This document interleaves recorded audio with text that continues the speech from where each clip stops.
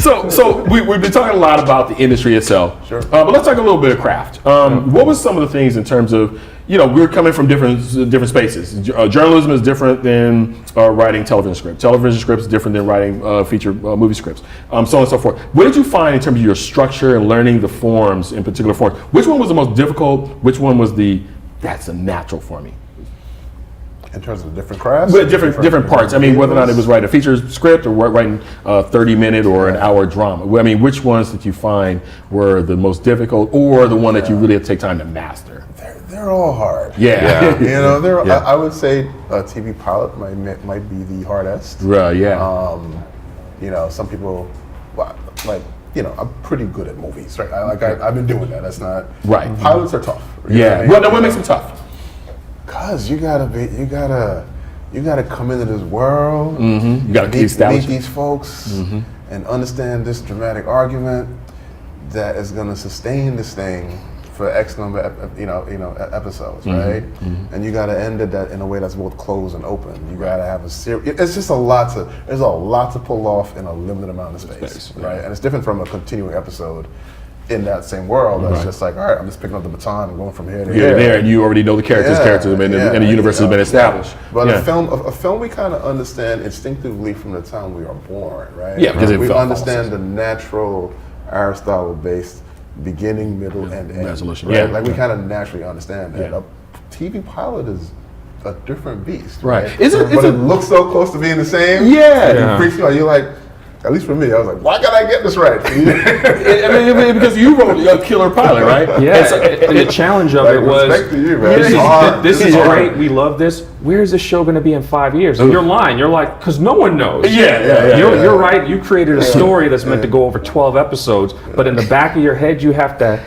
Plus, nowadays, nothing's going 5 years. Going 5 seasons. Everyone's getting canceled after 2 seasons. That's what's so funny. It's like in one door and right out the other one. But you have to convince them that you've got ideas for, and you have to think all this through. So creating a series Bible, I mean, to me, it's all equally hard, because every time I get into something new, I feel overwhelmed for a certain amount of time. Really? Because it's a collaborative process. Yeah. And that's the element of it that no amount of training is like, if you get stuck with good people, it can be great. Right. If you're stuck with some people who are challenging, I mean, you get up in the morning and don't want to leave the shower. That is a good point. As a writer, I do not like collaborative, and I know that normally says I will never write TV.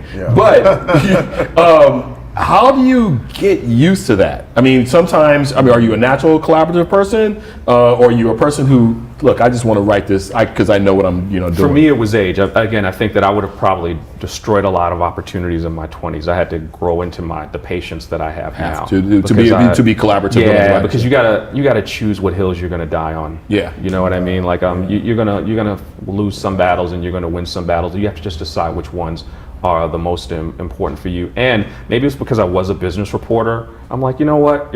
You're the one spending $150 million on this, so you should be worried about what I'm doing with your money. Right.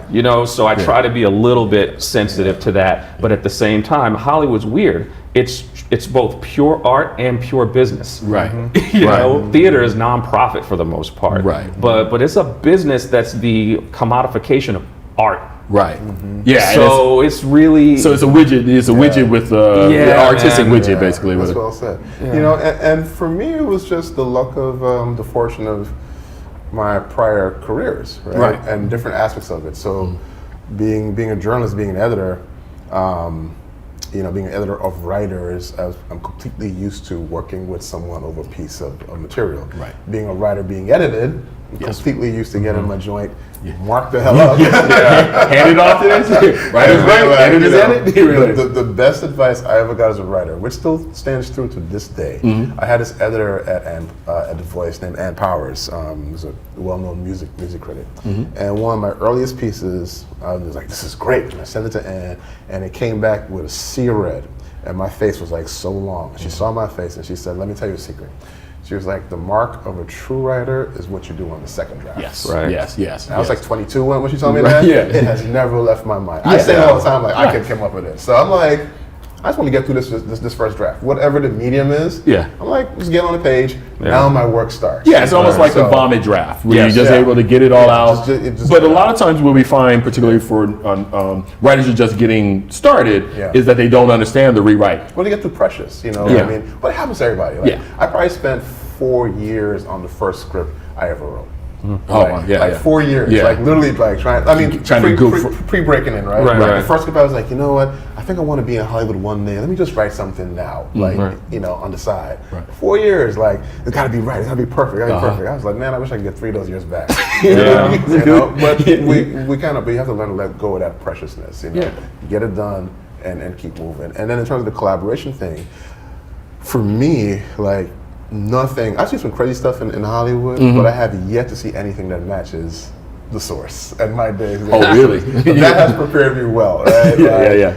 There is no drama I'm gonna be in that's gonna compare to, you know, Damon Dash and half of Rockefeller run up in the source with guns, right? You know what I'm saying? You know. So like this is just I'm like whatever. Whatever your drama from the showrunner, not that. Not to say, I mean, things happen. I get really upset and really tense, and my girls got to be like, calm down, let it go. Like, okay, woosah. You know,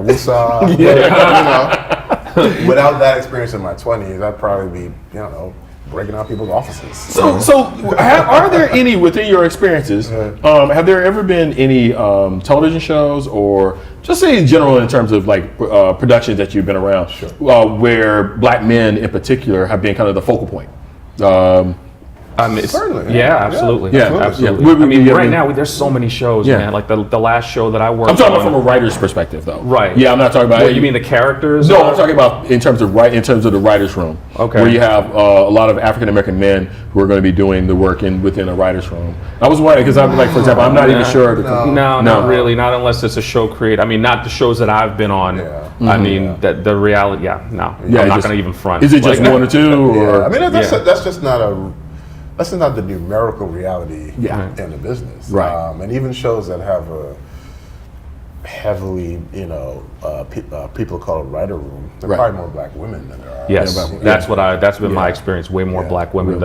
I was in a mini room that was 1, 2, 3, 4 writers, and it was actually 2 black men, 1 black woman, and a white guy, but we were literally doing a Muhammad Ali miniseries. So that was about the blackest thing that I had ever been a part of. But usually it's the opposite.